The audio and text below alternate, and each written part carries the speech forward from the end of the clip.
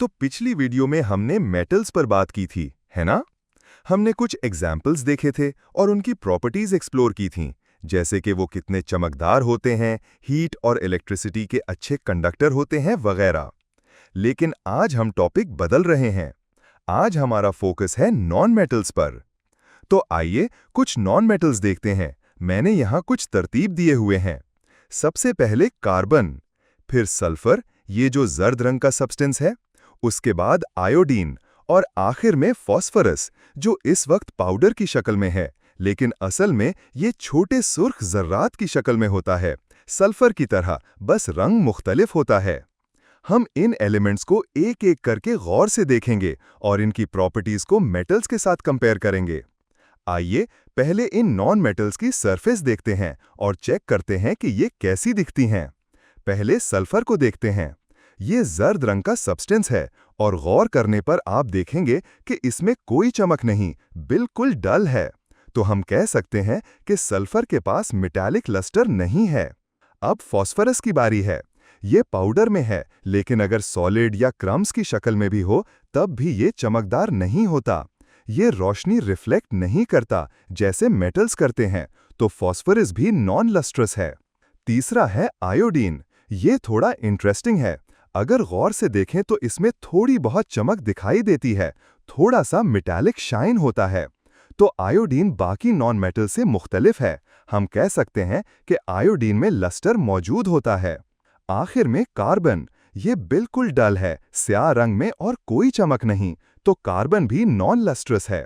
Carbon, sulphur और phosphorus सब डल हैं, सिर्फ आयोडीन एक एक्सेप्शन है जिसमें कुछ चमक पाई जाती है। पहले ये समझ लेते हैं कि ये तीन टर्म्स का मतलब क्या है। हार्डनेस, किसी चीज की सख्ती, यानी वो आसानी से टूटती है या नहीं। मैलिएबिलिटी, किसी चीज को थिन शीट्स में बीट करके बनाना। डक्टिलिटी, किसी चीज को लंबी थिन वायर्स में खींचना। अब आइए इन्हीं नॉन मेटल्स को एक एक करके टेस्ट करते हैं। पहला है सल्फर। अगर हम इसे हैमर से मारें तो ये फौरन टूट जाता है, क्रम्बल हो जाता है। तो सल्फर सॉफ्ट, ब्रिटल है, नॉन मैलिएबल है, नॉन डक्टाइल है।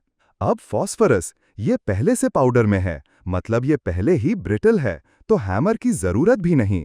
फॉस्फोरस भी soft, brittle, non malleable, non ductile. अब आयोडीन की बारी है।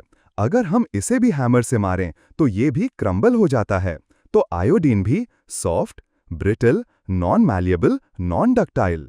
आखिर में कार्बन, अगर हम इसे हिट करें तो ये भी आसानी से टूट जाता है, यानी ये भी ब्रिटल है।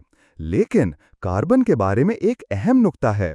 हर शक्ल में कार्बन सॉफ्ट या ब्रिटल नहीं होता, कुछ फॉर्म्स बहुत हार्ड भी होते हैं, जैसे डायमंड। अगर हम यही टेस्ट मेटल्स पर करते तो क्या होता? मेटल्स आमतौर पर हार्ड होते हैं, इन्हें थिन शीट्स में ढाला जा सकता है, मैलिएबल, उन्हें वायर्स में बदला जा सकता है, डक्टाइल। जबकि non metals soft, brittle, non malleable और नॉन डक्टाइल होते हैं, एक्सेप्ट फ्यू एक्सेप्शंस, जैसे आयोडीन में थोड़ी सी चमक और कार्बन की खास फॉर्म्स।